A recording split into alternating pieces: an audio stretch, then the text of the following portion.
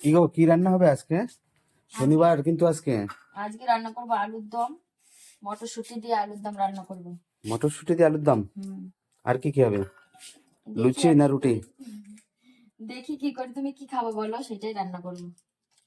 এই যে আলুগুলো ধুয়ে নিয়ে এসছি। তো ভিডিও করছে তাই। এই যে আলুগুলো ধুয়ে নিয়ে এসছি, এবার আলুগুলো সিদ্ধ দেবো। তো আমার পুরো ভিডিওটা তোমরা দেখতে থাকো বন্ধুরা। আমি কিভাবে আলুর দম রান্না করি, সবাই জানে কিভাবে রান্না করে আলুর দম, তো আমি যেভাবে করি সেটা তোমাদেরকে দেখাবো। আর আজকে হচ্ছে শনিবার, নিরামিষ, তাই ভাবলাম আলুর দম রান্না করি। আর বাজার থেকে এর আগের দিন আমরা এই যে ছোট ছোট আলুগুলো নিয়ে এসেছি, ভাবলাম খুব সুন্দর হবে আলুর দম রান্না করে। যে আলু সিদ্ধ করে নিয়ে এ দেখো হয়ে গেছে সিদ্ধ, খুব সুন্দর সিদ্ধ হয়েছে। কড়াইতে যে তেল দিয়েছি, তেলটা গরম হয়ে গেছে।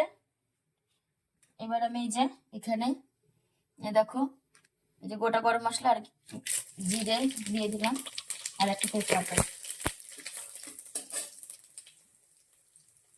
দিয়ে এবার আমি আলুগুলো ভেজে নেবো ভিতরে।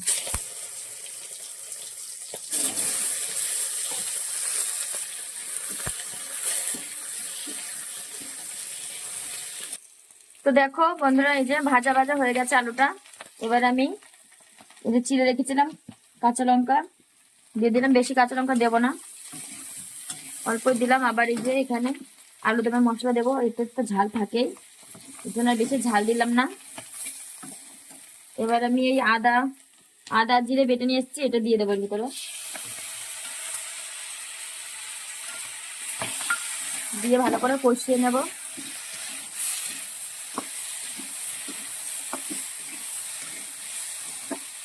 একটু হলুদ গুঁড়ো দেবো। আর আমি না আগের থেকে আলু সিদ্ধ করার সময় আলুর ভিতরে লবণ দিয়েছিলাম, তো এখন আমি অল্প একটু লবণ দেব।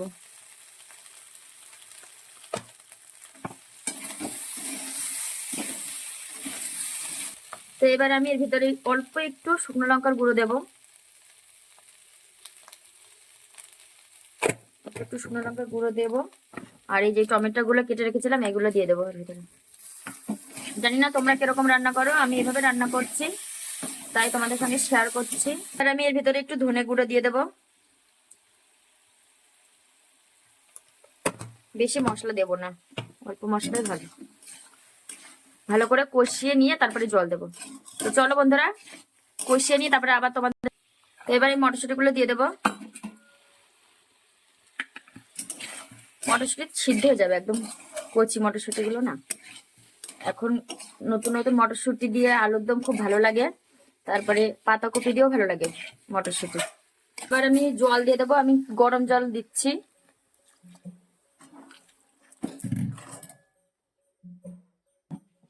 তো দেখো এই যে জল দিয়ে দিলাম, ফুটে উঠেছে। এবার আমি এই এই যে আলুর দমের মশলাটা দিয়ে দেবো।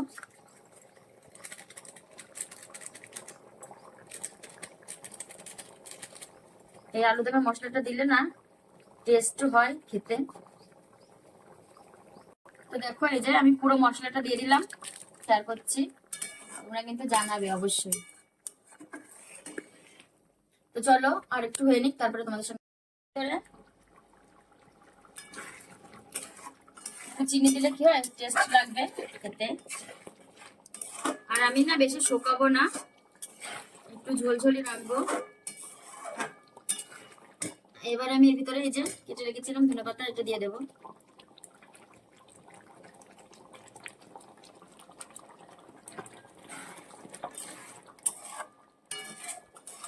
দেখো বন্ধুরা, এই যে ধনেপাতা দিয়ে এবার একটু ঘি দেব, একটু ঘি দিয়ে নামিয়ে নেব।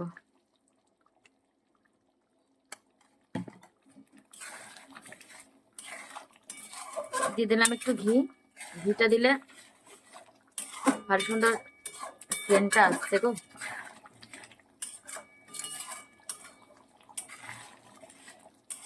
তো দেখো আমি এভাবে রান্না করলাম, তোমরা কিন্তু অবশ্যই জানাবে আমার রান্নাটা কেমন হলো। তো দেখো এবার এই যে হয়ে গেছে, নামিয়ে নিচ্ছি।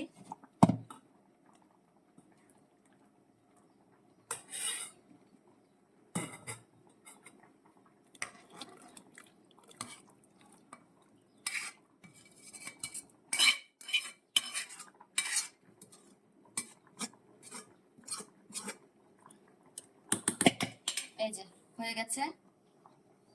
তো আমি বেশি শুকনো লঙ্কাও দিইনি, অল্প একটু শুকনো লঙ্কা দিয়ে রান্না করেছি। কেমন হয়েছে জানাবে। দেখো বন্ধুরা, এই যে হয়ে গেছে আমার রান্না আজকে শনিবারের। তো দেখো তোমরা কেমন হয়েছে অবশ্যই জানাবে, আজকে দুপুরের খাবার। তো আমার ভিডিওটা যদি ভালো লেগে থাকে লাইক কমেন্ট শেয়ার করতে ভুলো না। বাই বাই সবাইকে, টাটা বন্ধুরা, আবার দেখা হবে পরের ভিডিওতে।